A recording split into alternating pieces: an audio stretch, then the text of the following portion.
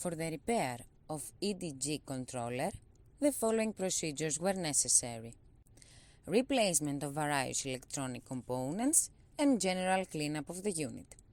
For testing, we use 24-volt AC power supply. When we turn on the power supply, the unit reacts accordingly, and we can see the LEDs on the unit lighting up.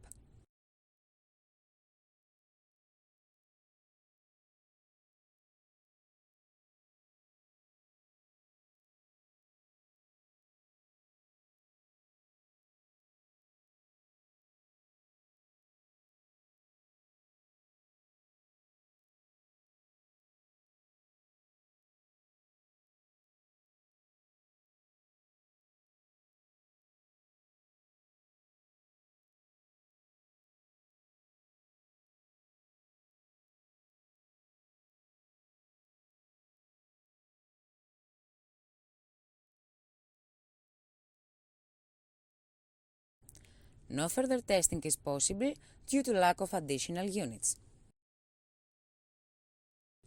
It is now clear that the EDG controller is working successfully and it is ready to be delivered to the customer.